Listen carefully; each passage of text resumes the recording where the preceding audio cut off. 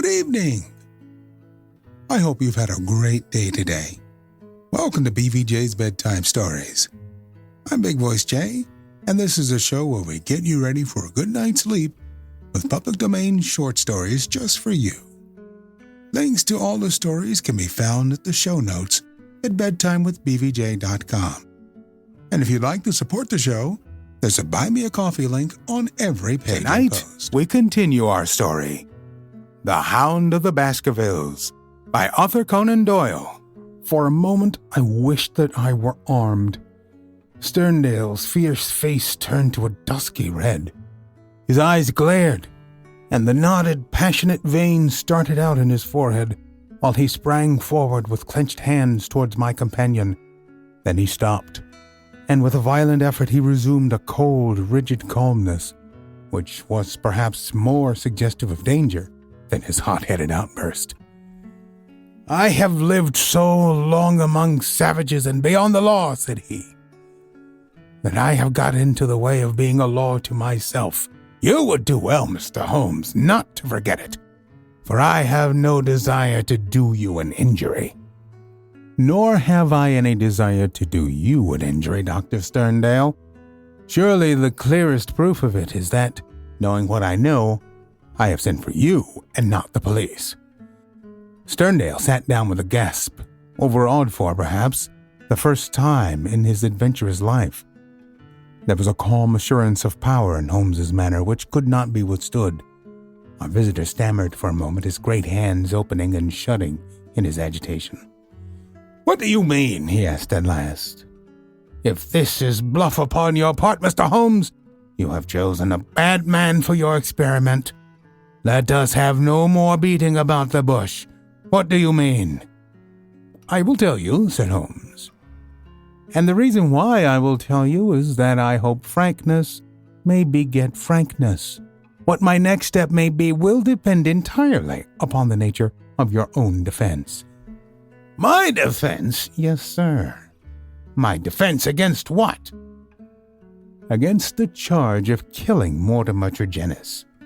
Sterndale mopped his forehead with his handkerchief. "Upon my word, you are getting on," said he. "Do all your successes depend upon this prodigious power of bluff?" "The bluff," said Holmes sternly, "is upon your side, Dr. Leon Sterndale, and not upon mine. As a proof, I will tell you some of the facts upon which my conclusions are based. Of your return from Plymouth, allowing much of your property to go on to Africa, I will say nothing save that it first informed me that you were one of the factors which had to be taken into account in reconstructing this drama. I came back. I have heard your reasons, and regard them as unconvincing and inadequate. We will pass that. You came down here to ask me whom I suspected. I refused to answer you. You then went to the vicarage, waited outside it for some time, and finally returned to your cottage. How do you know that?" "I followed you." "I saw no one." "That is what you may expect to see when I follow you. You spent a restless night at your cottage, and you formed certain plans, which in the early morning you proceeded to put into execution. Leaving your door just as day was breaking, you filled your pocket with some reddish gravel that was lying heaped beside your gate." Sterndale gave a violent start and looked at Holmes in amazement. "You then walked swiftly for the mile which separated you from the vicarage. You were wearing, I may remark, the same pair of ribbed tennis shoes which are at the present moment upon your feet. At the vicarage you passed through the orchard and the side hedge, coming out under the window of the lodger Tregennis. It was now daylight, but the household was not yet stirring. You drew some of the gravel from your pocket, and you threw it up at the window above you." Sterndale sprang to his feet. "I believe that you are the devil himself," he cried. Holmes smiled at the compliment. "It took 2 or possibly 3 handfuls before the lodger came to the window. You beckoned him to come down. He dressed hurriedly and descended to his sitting room.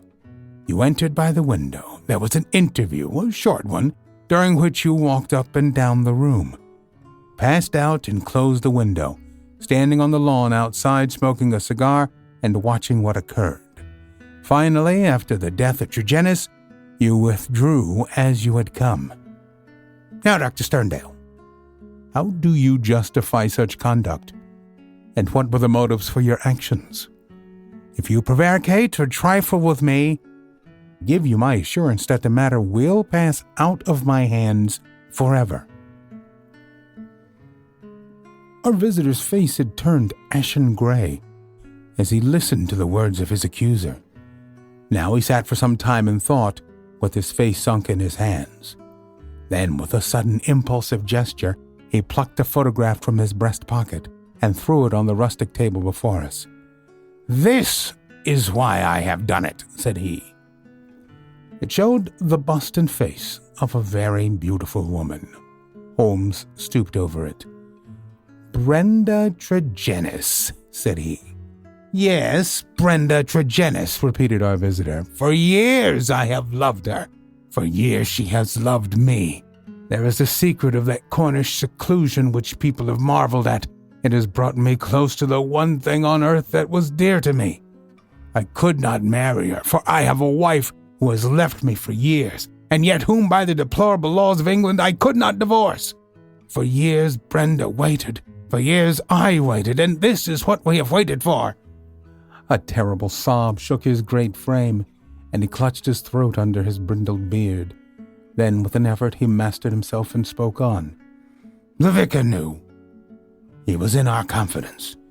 He would tell you that she was an angel upon earth. That was why he telegraphed to me, and I returned. What was my baggage or Africa to me when I learned that such a fate had come upon my darling?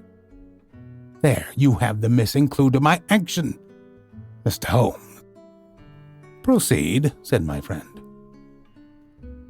Dr. Sterndale drew from his pocket a paper packet and laid it upon the table.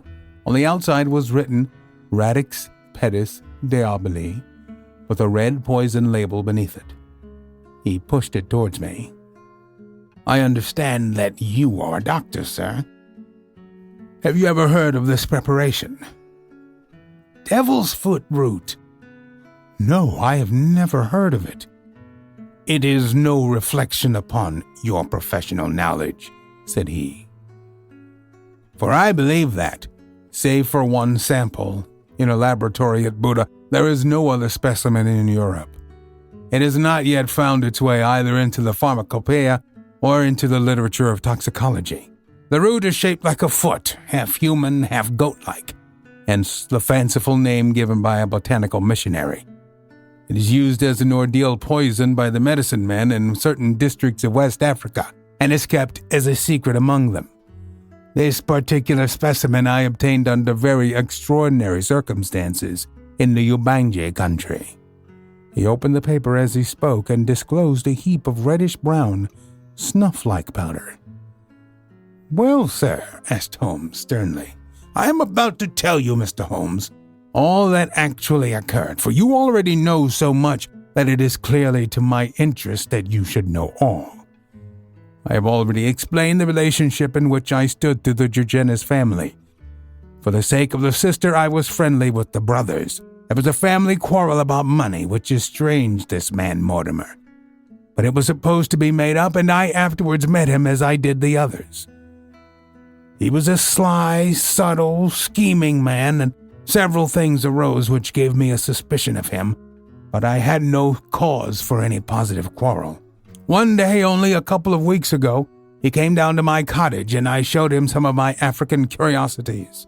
Among other things, I exhibited this powder, and I told him of its strange properties, how it stimulates those brain centers which control the emotion of fear, and how either madness or death is the fate of the unhappy person who is subjected to the ordeal by the priest of his tribe.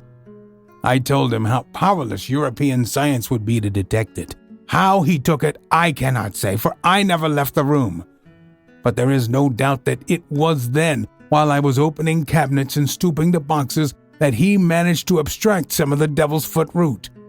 I well remember how he plied me with questions as to the amount and the time that was needed for its effect. but I little dreamed that he could have a personal reason for asking. I thought no more of the matter until the vicar's telegram reached me at Plymouth. The villain had thought that I would be at sea before the news could reach me and that I should be lost for years in Africa, but I returned at once. Of course, I could not listen to the details without feeling assured that my poison had been used. I came round to see you on the chance that some other explanation had suggested itself to you, but there could be none. I was convinced that Mortimer Tregennis was the murderer, that for the sake of money and with the idea, perhaps, that if the other members of his family were all insane, he would be the sole guardian of the joint property. He had used the devil's foot powder upon them, driven 2 of them out of their senses, and killed his sister Brenda, the one human being whom I have ever loved, or who has ever loved me. There was his crime. What was to be his punishment? Should I appeal to the law? What were my proofs? I knew the facts were true, but could I help to make a jury of countrymen believe so fantastic a story? Might or I might not, but I could not afford to fail. My soul cried out for revenge. I have said to you once before, Mr. Holmes, that I have spent much of my life outside the law, and that I have come at last to be a law to myself. So it was even now. I determined that the fate he had given to others should be shared by himself. Either that, or I would do justice upon him with my own hand. In all England there can be no man who sets less value upon his own life than I do at the present moment. Now I have told you all. Have yourself supplied the rest. I did, as you say, after a restless night, set off early from my cottage. I foresaw the difficulty of arousing him, so I gathered some gravel from the pile, which you've mentioned, and I used it to throw up to his window. He came down and admitted me through the window of the sitting room. I laid his offense before him. I told him that I had come both as judge and executioner. The wretch sank back into a chair, paralyzed at the sight of my revolver. I lit the lamp, put the powder above it, and stood outside the window, ready to carry out my threat to shoot him should he try to leave the room. In 5 minutes he died. My God, how he died! But my heart was flint, for he endured nothing which my innocent darling had not felt before him. Here's my story, Mr. Holmes. Perhaps, if you loved a woman, you would have done as much yourself. At any rate, I am in your hands. You can take what step, because I have already said, there is no man living who can fear death less than I do. Holmes sat for some little time in silence. What were your plans? He asked at last. I had intended to bury myself in Central Africa. My work there is but half finished. Go and do the other half, said Holmes. I, at least, am not prepared to prevent you. Dr. Sterndale raised his giant figure, bowed gravely, and walked from the arbor. Holmes lit his pipe and handed me his pouch.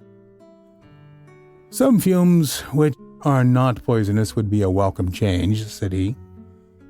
I think you must agree, Watson, that it is not a case in which we are called upon to interfere. Our investigation has been independent, and our action shall be so also. You would not denounce the man? Certainly not, I answered. I have never loved, Watson, but if I did, and if the woman I loved had met such an end, I might act even as our lawless lion hunter has done. Who knows? Well, Watson, I will not offend your intelligence by explaining what is obvious. The gravel upon the windowsill was, of course, the starting point of my research. It was unlike anything in the vicarage garden. Only when my attention had been drawn to Dr. Sterndale and his cottage did I find its counterpart. The lamp shining in broad daylight and the remains of powder upon the shield were successive links in a fairly obvious chain. And now, my dear Watson, I think we may dismiss the matter from our mind and go back with a clear conscience to the study of those Chaldean roots, which are surely to be traced in the Cornish branch of the great Celtic speech. We're always on the hunt for great stories like these to feature on the show. You can send your suggestions to bigvoicej@gmail.com. We've got a YouTube channel full of stories from the show. Go to tiny.cc/BVJ Bedtime. If you found some value in our storytelling tonight, don't forget to show the love. There's a Buy Me a Coffee link on every post. Thank you so much for listening. Good night. Diamond Club hopes you have enjoyed this program.